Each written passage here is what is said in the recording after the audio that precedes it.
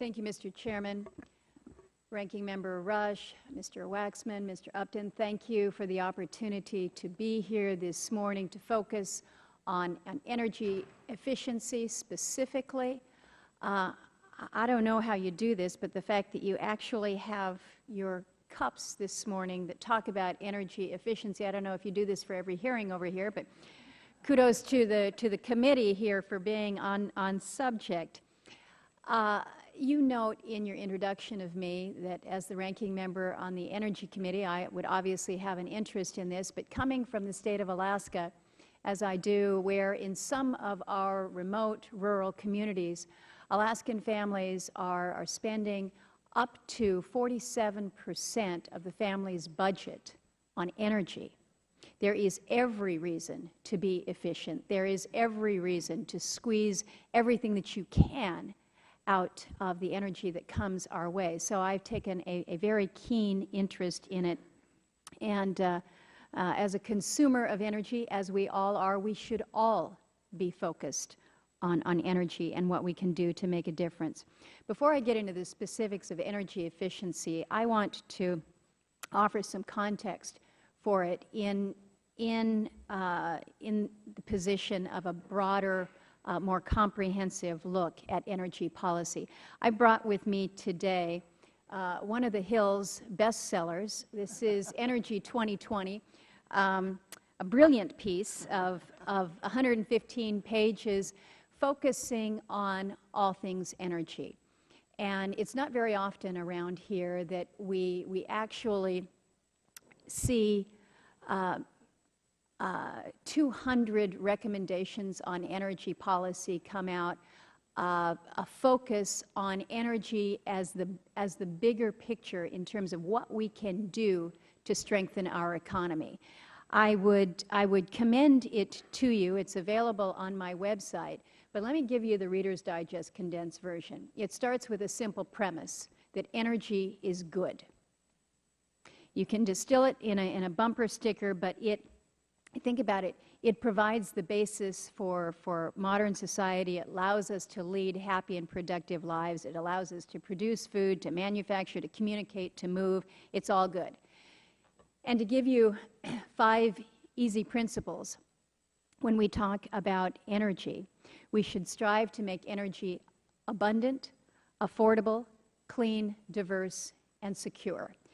And to accomplish all this, again, I outline about 200 different recommendations, but as we think about energy policy here in this Congress and how to move forward in an area that really can help us be more efficient in our use, just think of it in context of these 5 attributes as a way to evaluate legislative actions that affect energy. And I would hope that taken together, we can agree that these are the attributes that should allow our policies to advance. Now, as your focus on American energy security and innovation reminds us, energy or efficiency is more than just driving energy consumption down. As I say in the blueprint here, using energy more efficiently is akin to developing more fuel. It also encompasses the more efficient production of energy. Now, we must do more. We must do more to discourage the inefficiencies that I think we see oftentimes with regulation and how that is introduced into our energy supply chain. Our aim with energy efficiency policies should be to require less energy per unit of gross domestic product. And it's worth emphasizing that what we want is a rising GDP here as a measure of increasing prosperity.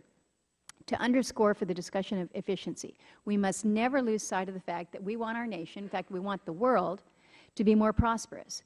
And we know prosperity is an aid to peace and human development, and energy is an aid to prosperity. So the title for the hearing today reminds us that we must see efficiency within the context of energy security and innovation. I am honored to be here with Senator Shaheen, who has been a leader on efficiency during her tenure on the Energy Committee with me. She continues to work with Senator Rob Portman on their version of a comprehensive energy efficiency bill. It was, and it thankfully remains, a bipartisan effort to make progress in an area where you all have pointed out agreement is eminently possible. And I think that we saw this as the last Congress waned down. We managed to pass an efficiency bill, the American Energy Manufacturing Technical Corrections Act. There were only 2 members of Congress that voted against that. So again, when you think about those things that we can do together, we should be looking to efficiency. So where do we go on efficiency this year as we look at ways to boost the efficiency of everything that we're doing, whether it's from the buildings here, our vehicles, our appliances, everything? The bill that Senator Shaheen and Senator Portman will offer, I think, provides a promising path that is worthy of our consideration. You will see complements of their work with reports from private sector associations like the Business Roundtable, the National Association of Manufacturers, the Alliance to Save Energy. We must continue to encourage outside stakeholders to reach these voluntary consensus agreements so that efficiency does not become synonymous with this top-down approach of mandates that are issued by the Federal Government. I think given the constraints on Federal finances that has been mentioned and the failure of mandates to deliver on certain promised results, those of us in the Federal Government should also put our own house in order. And as a start, I'm going to be calling upon the GAO to review current funding and past performance of residential, commercial, and industrial energy efficiency programs within DOE, and then propose new authorization levels based on this review. Now, finally, you have appropriately called attention with this hearing to private sector successes and opportunities. And as President Reagan's administration reminded us more than 25 years ago, the greatest gains in energy efficiency come from the private sector in a growing economy. So here, the government's priority should be the removal of barriers that stand in the way of their investments and the economic growth that make them possible. Again, I thank you for the opportunity to come over. I think it is important that we share our ideas between the 2 houses, certainly amongst members and our parties, and I welcome the opportunity for future dialogue on energy efficiency and all things energy. Thank you for the opportunity to be here this morning.